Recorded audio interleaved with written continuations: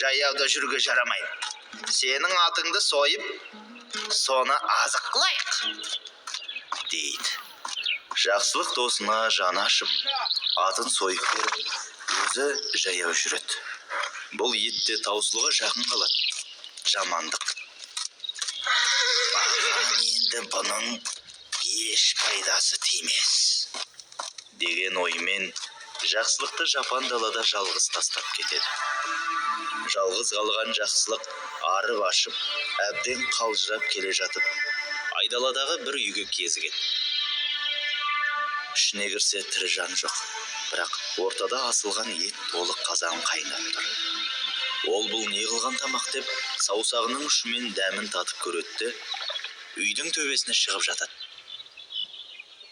Бір кезде арыстан, түлкі, қасқыр шөйге кіріп, шөу тамаққа отырады. Соң әрбір өзінің көрген білгенін айта бастайды. Бірінші болып түлкі сөйлейді. Пәлен деген тоғайда алтын көмілген, мен күнде соны қарауылдап жүрмін, депті. Сонда арыстан: ал мен болсам, пәлен деген байдың күнде бір жылқысын жеп кетемін. Оның ешбір жүйрік аттар маған жете алмайды. Жететін бірақ тайы бар, бірақ оны ешкім білмейді. Бай мені ұстаған адамға бір үйір жылқы беремін деп жарыс алыпты, депті. Сонда қасқыр тұрып былай депті: ал мен пәлен деген байдың бір тоқтысын қарауылдап жүрмін. Бұл байдың науқастанып жатқан қызы бар. Кімде-кім қызын жазса, бай оған қызымен қоса байлығының жартысын беремін деп уәде етіпті. Ал ол қыз әлгі тоқтының бауырын жесе жазылады, депті.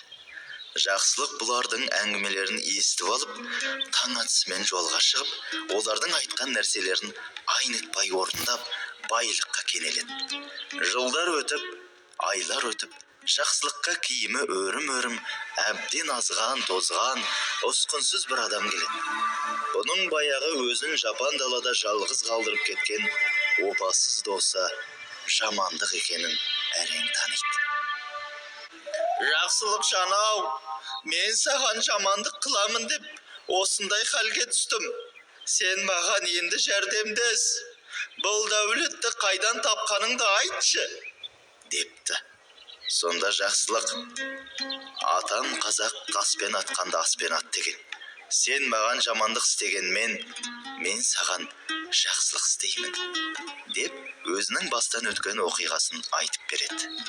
Сосын: сен қазір мына жолмен жүре берсең, алдыңнан бір үй шығады. Ол үйдің ішінде асулы бір қазан ет тұрады. Бірақ сен ол етті жеме.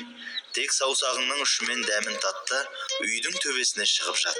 Сонда түлкі, қасқыр, арыстан келеді. Сен олардың әңгімесін тыңдай бер. Олар кеткеннен кейін естіген сөздеріне орай әрекет етсең, сен де байлыққа кенелесің, дейді. Жарайды, дейді де